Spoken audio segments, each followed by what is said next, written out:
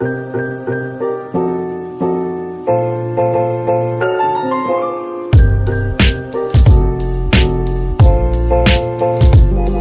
Siddiqui deserved to be an Indian hero. He is an immensely talented photojournalist raised in a segregated Muslim neighborhood in New Delhi. He became the first Indian to win Pulitzer Prize for feature photography.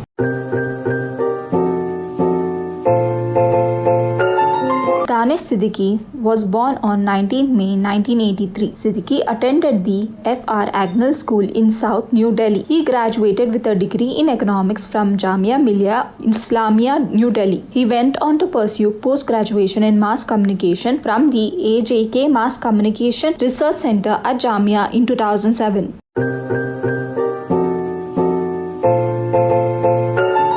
Danish Siddiqui started his career as a correspondent for the Hindustan Times before shifting to the TV Today network. He switched to photojournalism and joined Reuters as an intern in 2010. Siddiqui had since covered the Battle of Mosul 2016-17, the April 2015 Nepal earthquake, 2015 Rohingya refugee crisis, 2019 to 2020 Hong Kong protests, 2020 Delhi riots, and the COVID-19 pandemic. He also covered the mass games in North Korea, living conditions of asylum seekers in Switzerland.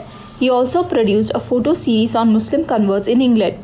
Danish's work has been widely published in scores of magazines and newspapers, slideshows and galleries including National Geographic magazine, New York Times, The Guardian, The Washington Post, Wall Street Journal, Time Magazine, Forbes, BBC, CNN, South China Morning Post, The Telegraph, and various other publications. Danish has been honored with various photojournalism awards in USA, England, China, and India. Siddiqui chronicled a growing COVID-19 pandemic wave that swept through India, killing thousands. Some Indians expressed outrage over his photos depicting the mass cremations of those who died from the disease.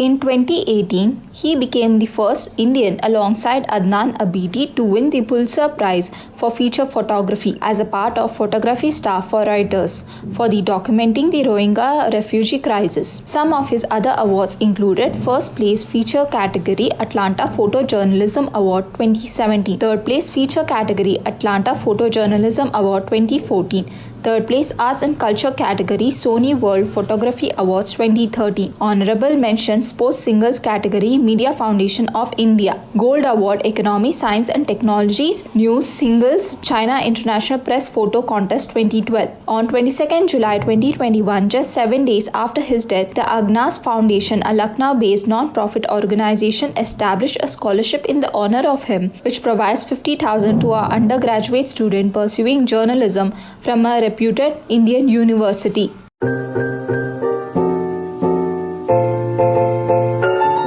Danish Siddiqui was married to Raik, a German national. The couple is said to have 2 children. There is not much information available about Danish Siddiqui's personal life.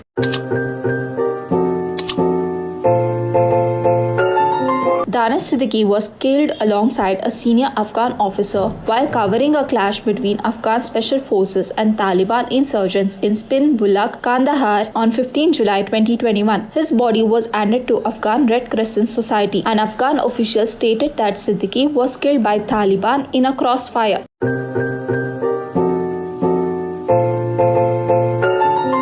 Danish Siddiqui rose to the stature of a local hero for his critical work within India. In 2019, his images crushed the false narrative that students protesting in New Delhi against the citizenship law were instigating violence.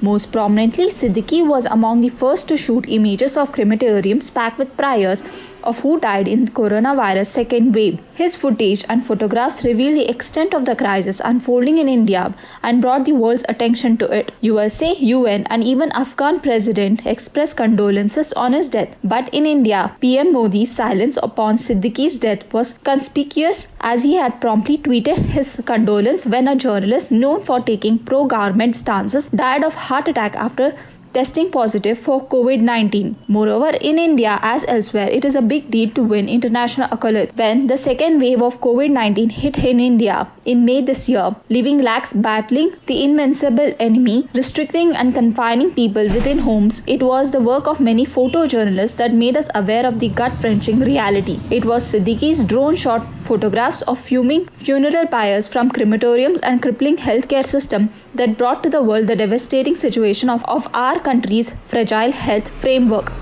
It was his photo that portrayed the harsh truth of our country's situation that and our authorities had turned a blind eye to. So it didn't come as a surprise when he received hate tweets for merely doing his work, which is nothing less than living testament to the injustices meted against various sections of the society during the pandemic. Somewhere deep down, he flayed raw nerves because people knew that photographers had uncovered the truth that they were attempting to hide. As a result, within hours of his death, many wild tweets started pouring in and he was trolled online. However, we will remember Danish Siddiqui for his outstanding body work. His award-winning work for Reuters spanned some of the world's most era-defining crises.